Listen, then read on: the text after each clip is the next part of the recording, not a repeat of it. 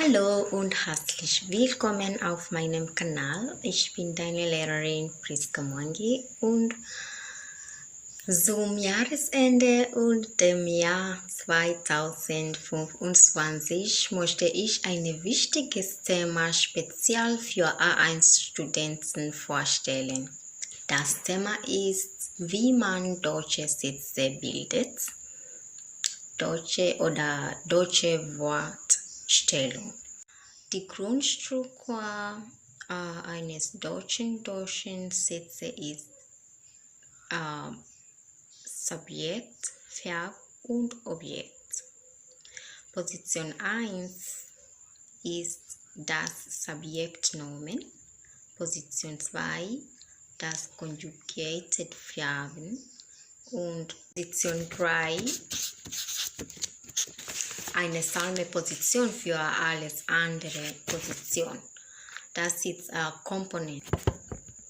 Position 4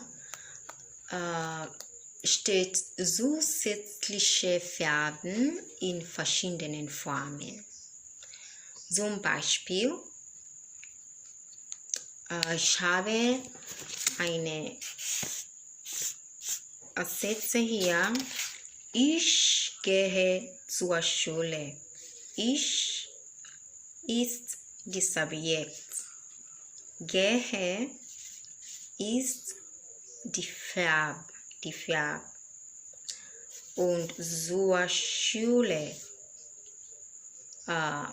eine Salmenposition für alles andere Positionen. Zur Schule, das ist hier Präpositionen und Schule Nomen. Also genau.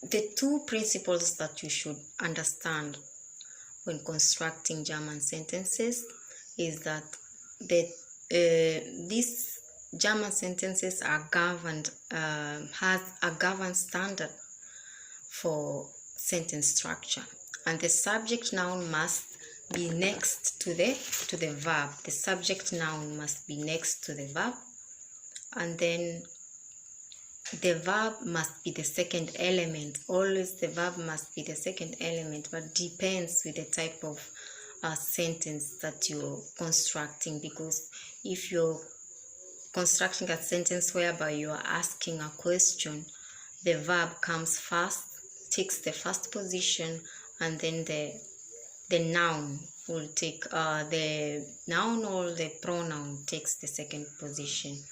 But if it's a normal sentence, just a simple sentence, it's subject, verb, and object, whereby the subject is the noun and the verb comes second, and it has to be conjugated. So if you've learned a lot to do with you've learned how to conjugate German verbs, this topic normally it's at the end of all the subjects in A1. Normally we take this subject at the end. That's why I'm presenting it now, because by then you'll have learned all the preposition, things to do with verbs, how to conjugate the verbs, the pronoun, everything to do with that. Now the sentence structure, how to construct it, this is how you do for a simple sentence. For example, let's do a sentence whereby you have two verbs. The same. Ich gehe zur Schule. This was I'm going to school, yeah? If you have two verbs saying that the pupil must go to school. Die Schüler muss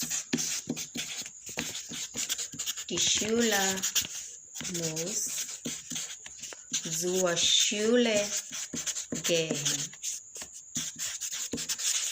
So you see here, die Schüler is the noun with the article, in the nominative case, yeah. Die Schüler is a noun. The second position is followed by muss. Müssen, the verb müssen, it's conjugated to muss. Have to. To zur Schule. This one you know very well why it's zur Schule.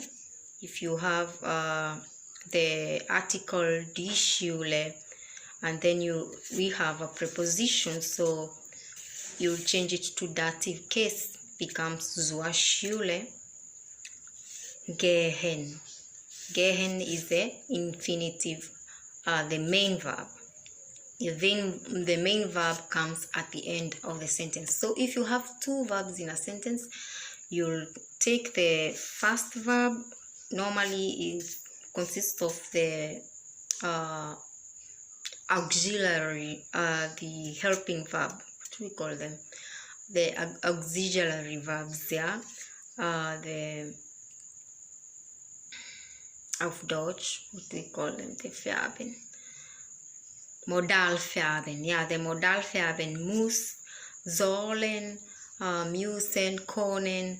Those verbs normally take the first position in the sentence, at the second position after the noun, after the subject, yeah.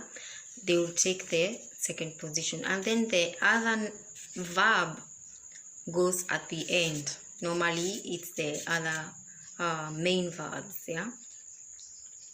So that's just a short illustration of how to construct sentences auf Deutsch.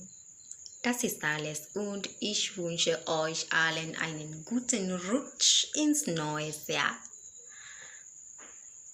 Vielen Dank.